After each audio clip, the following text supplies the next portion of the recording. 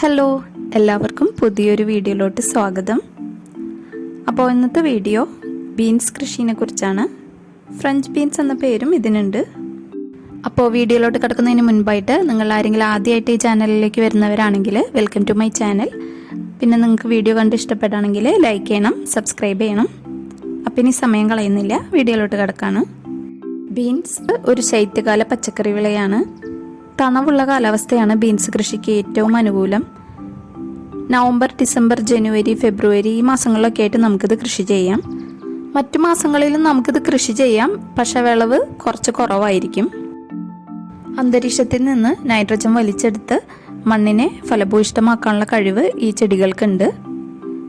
ധാരാളം പോഷകങ്ങൾ അടങ്ങിയിട്ടുള്ള പച്ചക്കറിയാണ് ബീൻസ്. ശരീരത്തിന് ആവശ്യമായ നാരുകളും ആൻറ്റി ഓക്സിഡൻസും ഒക്കെ ഇതിലുണ്ട്.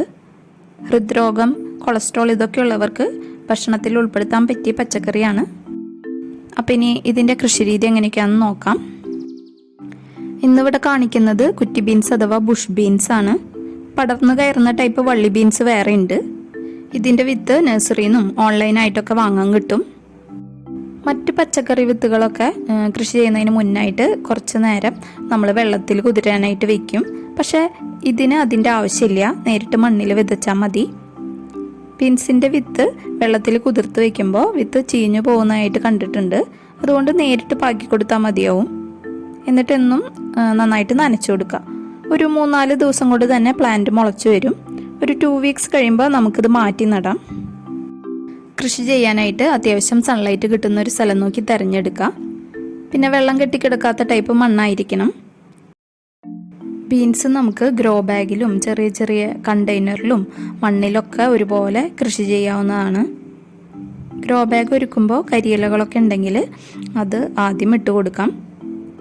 നടീൽ മിശ്രിതം തയ്യാറാക്കാനായിട്ട് കുറച്ച് മണ്ണും കമ്പോസ്റ്റ് ഇല്ലെങ്കിൽ ചാണകപ്പൊടി ആയാലും മതി. പിന്നെ കുറച്ച് എല്ലുപൊടി, കുറച്ച് വേപ്പിൻ പിണ്ണാക്ക്, കുറച്ച് ചകിരിച്ചോറ്, ഇത്രയും എടുക്കാം. ചകിരിച്ചോറ് ചേർക്കുന്നത് മണ്ണിലൊരു ഈർപ്പം നിലനിർത്തുന്നതിന് വേണ്ടി മാത്രമാണ്. അപ്പോൾ വളരെ കുറച്ച് മാത്രം എടുത്താൽ മതി. പിന്നെ നടനായിട്ട് ഉപയോഗിക്കുന്ന മണ്ണ് ഒരു 2 ആഴ്ച മുമ്പേ കുമ്മായിട്ട് ട്രീറ്റ് ചെയ്ത മണ്ണാണെങ്കിൽ വളരെ നല്ലത്. ഇനിയിപ്പോൾ കുമ്മായിട്ട് ട്രീറ്റ് ചെയ്യാനൊന്നും സമയം കിട്ടിയില്ലെങ്കിൽ നമ്മുടെ കയ്യിലുള്ള സാധാരണ മണ്ണ് ഉപയോഗിച്ചാലും മതി. പോട്ടി മിക്സിലേക്ക് തൈകൾ മാറ്റി നട്ട് ഒരു 2 വീക്സ് നമുക്ക് പ്രത്യേകിച്ച് വളപ്രയോഗം ഒന്നും ചെയ്യേണ്ട ആവശ്യമില്ല.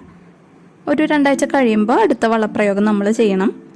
ബീൻസ് അന്തരീക്ഷത്തിൽ നിന്നും നൈട്രജൻ വലിച്ചെടുക്കുന്ന പ്ലാന്റാന്ന് പറഞ്ഞല്ലോ. അതുകൊണ്ട് തന്നെ നൈട്രജൻ അടങ്ങിയിട്ടുള്ള വളങ്ങൾ അധികം കൊടുക്കേണ്ട ആവശ്യമില്ല.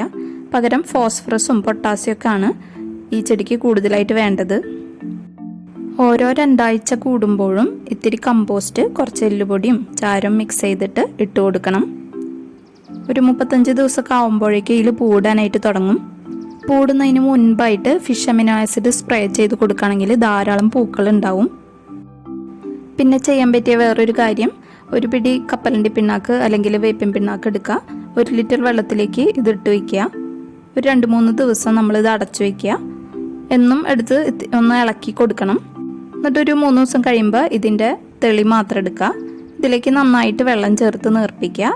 ഇത് സ്പ്രേ ചെയ്ത് കൊടുക്കുക. അതുപോലെ ചെടിയുടെ ചുവട്ടിലൊക്കെ ഒഴിച്ചു കൊടുക്കാം. പിന്നെ ഓരോ 2 ആഴ്ച കൂടുമ്പോഴും സ്യൂഡോമോണസ് ഒഴിച്ചു കൊടുക്കാം. അതുപോലെ ഇലകളിലൊക്കെ സ്പ്രേ ചെയ്തും കൊടുക്കാം. വാട്ടർ രോഗമൊന്നും ഇല്ലാതെ ചെടി നല്ല ആരോഗ്യത്തോടെ വളരാനായിട്ട് ഇത് സഹായിക്കും.